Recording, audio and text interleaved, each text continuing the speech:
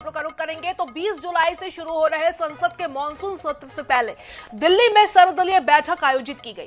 बैठक में सरकार ने सभी दलों से सदन की कार्यवाही सुचारू रूप से चलाने में सहयोग की अपील की। इस बैठक में तृणमूल कांग्रेस के बागी सांसदों की नई पार्टी एनसीपीआई को भी आमंत्रित किया गया, जिसे लेकर विपक्ष ने विरोध जताया। विपक्षी दलों का कहना है कि लोकसभा अध्यक्ष ने अभी तक एनसीपीआई को आधिकारिक मान्यता नहीं दी है, इसलिए उसे बैठक में बुलाना उचित नहीं है। वहीं बागी सांसदों की मांग पर उन्हें मुख्य टीएमसी सांसदों से अलग बेंचों पर बैठाया गया। संसदीय कार्य मंत्री किरेन रिजिजू ने सभी दलों से अपील की कि संसद में मुद्दों पर चर्चा हो, लेकिन हंगामे से बचा जाए। तो एनसीपीआई को बुलाने पर विपक्ष का विरोध देखने को मिला।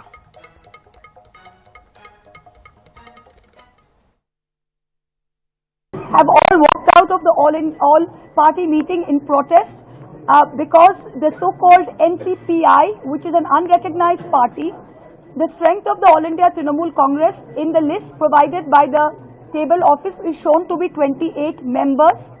These so-called rebel 20 MPs, their merger has not been approved by the Speaker. The 20 disqualification petitions are still pending. After the 91st Amendment, there is no room for a separate block. So on what grounds did the Parliamentary Affairs Minister extend an invitation to these 20 rebel MPs, and how are they attending this meeting? We have registered our strong protest and walked out as a symbol of our protest. हंगामा होने से कोई लाभ नहीं होता है और लोग पसंद नहीं करता है। लोग चाहते हैं कि पार्लियामेंट सुचारू रूप से चले, ये सब चाहते हैं, देश का जनता चाहते हैं, हम सब भी यही चाहते हैं। पार्लियामेंट में हंगामा करने से पॉलिटिकल लाभ मिलता नहीं है, ये सिद्ध हो गया है। इसलिए मैं फिर से सब पार्टी के नेताओं को मैं अनुरोध करता हूं कि पार्लियामेंट अच्छी तरह से चले, इसमें सब लोग योगदान करें और हम भी विपक्ष के बात सुनेंगे और विपक्ष भी हमारे बात सुने। तो इस खबर पर ज्यादा जानकारी लेने के लिए हमारे सहयोगी स्पर्श हमारे साथ जुड़ चुके। स्पर्श, मानसून सत्र से पहले सर्वदलीय बैठक बुलाई गई, विपक्षी सांसद 15 मिनट में ही बाहर निकल गए, फिर वापस हालांकि शामिल हुए। बागी सांसदों के मीटिंग में आने का विरोध भी देखने को मिला। क्या कुछ रहा आज की बैठक में खास?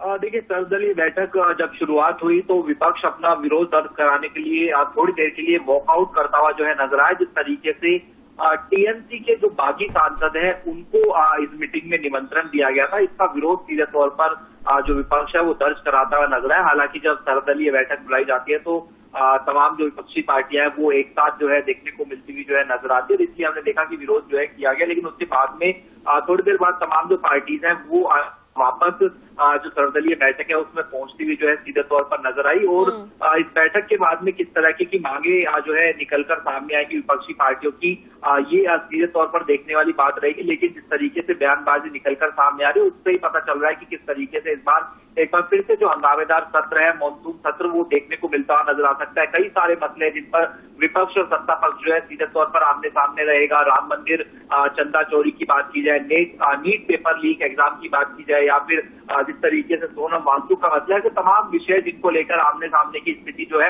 वो उत्पन्न होती हुई जो है नजर आ सकती है। वही सत्ता पक्ष ये चाहेगा कि हंगामेदार स्थिति ना रहे और किस तरीके से विपक्ष का सहयोग मिले, इसीलिए जो सर्वदलीय बैठक है वो फिलहाल जो है चलती हुई नजर आ रही है। हाँ, बिल्कुल। इस पर सर्वदलीय बैठक होती है तो सरकार जो है आगामी सत्र का विधायी एजेंडा और प्रस्तावित विधेयकों की जानकारी देती है, तो क्या कुछ जानकारी सरकार की तरफ से दी गई है इस बार? देखिए, अगर हम बात करें इस बार कई सारे जो अहम बिल हैं वो सीधे तौर पर जो इस सत्र में देखने को मिलते हुए जो है नजर आ सकते हैं, जिसमें इनकम टैक्स संशोधन बिल 2026 की बात की जाए वो जो है पेश हो सकता है। सुप्रीम कोर्ट संशोधन बिल जो 2026 है वो पेश किया जा सकता है। इसी तरीके से राष्ट्रीय सम्मान के अपमान की रोकथाम को लेकर जो संशोधन बिल है वो पेश किया जा सकता है। कुल मिलाकर अगर हम बात करें जो विधायी कार्य सरकार को करने हैं उनके बारे में जानकारी सरकार जो है विपक्ष के साथ में साझा करती है, ताकि विपक्ष का भी जो पूरा सहयोग है वो सत्ता पक्ष को जो है बिल पास कराने को लेकर जो है मिलता हुआ जो है नजर आए, न केवल हंगामे की भेंट जो है वो जो है पार्लियामेंट सेशन चढ़े। बिल्कुल। इस पर संवेदनशील विषयों की अगर बात करें तो उन विषयों पर सहमति और बेहतर समन्वय बनाने की कोशिश भी की जाती है। अक्सर देखा जाता है संसद से सत्र से पहले की बैठकों में। तो विपक्ष का कैसा रुख रहा इस बार?